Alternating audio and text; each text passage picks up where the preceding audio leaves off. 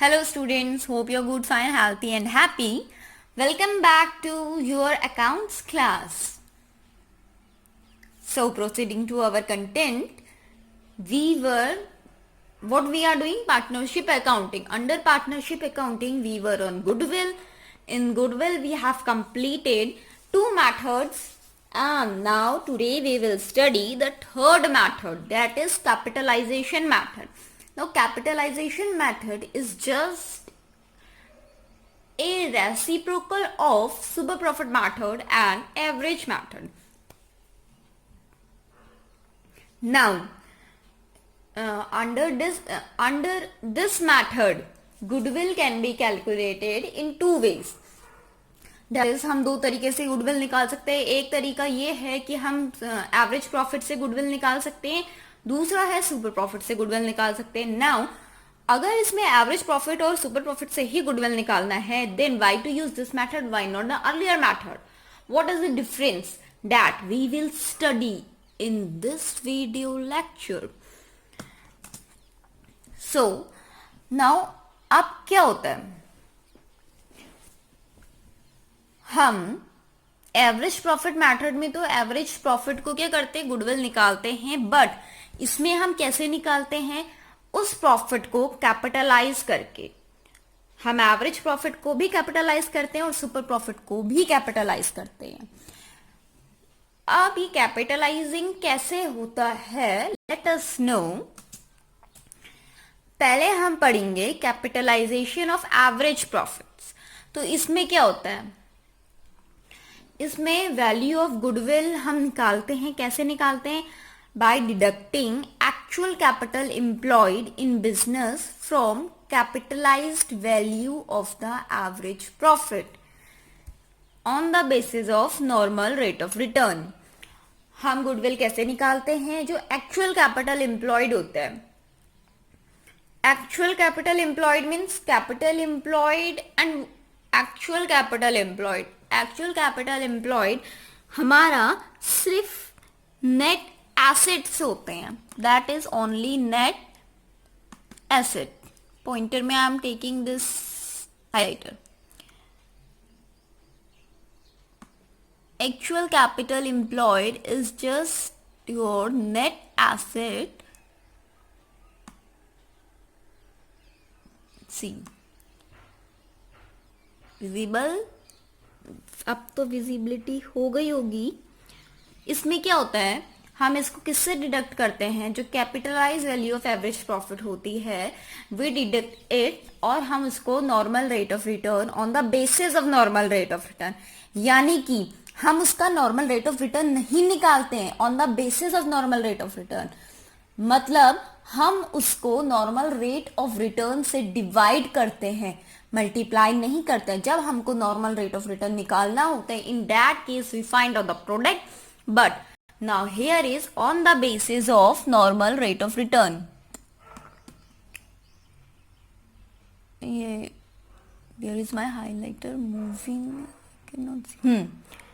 Now हमें profit निकालने हैं on the basis of normal rate of return. यानी कि जो भी हमारा कैपिटलाइज्ड वैल्यू आएगा उसको हमें नॉर्मल रेट ऑफ रिटर्न से डिवाइड करना है. अब ये कैसे होता है, इसके कुछ स्टेप्स हैं that involve. First is we will ascertain the average profit based on past few year performance. और ये कैसे निकालते हैं, that you very well know. Second thing is we will capitalize the average profit. अब हम इस average profit को capitalize करेंगे. And how will we capitalize it?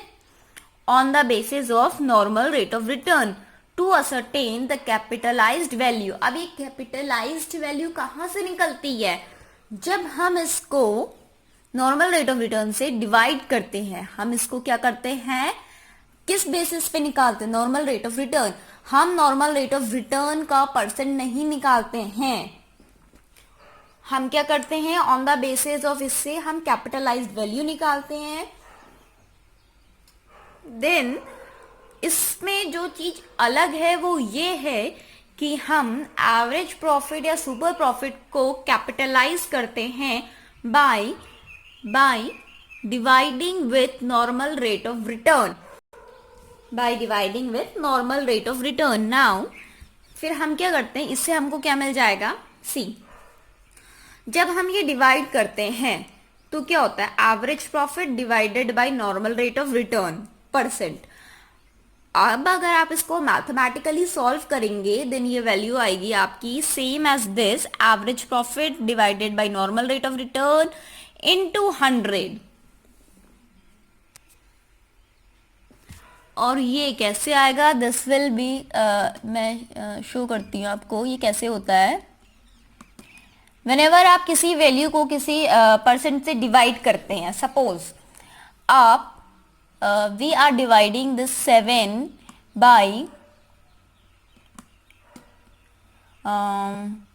15%.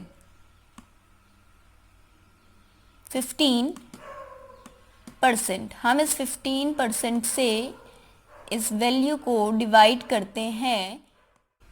Yes, now जब भी हम इस वैल्यू को कैपिटलाइज करते हैं तो हम just an example for this, हमें क्या करना है, 7 को 15% से डिवाइड करें. तब ये हम कैसे लिखेंगे, 7 upon 15 upon 100. Percent means 100.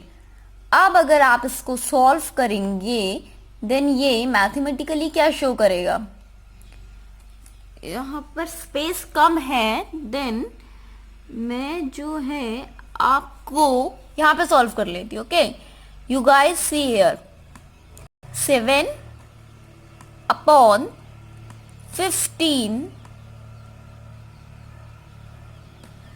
into 100.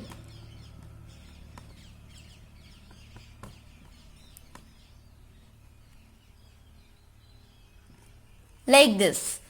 इसी तरीके से जब हम एवरेज प्रॉफिट को नॉर्मल रेट ऑफ रिटर्न से निकालते हैं देन हमारा आंसर ऐसा ही आता है.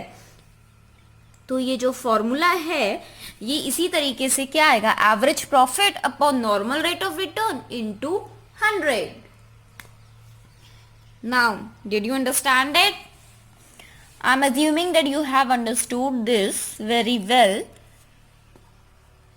नाउ अब हम क्या करते हैं,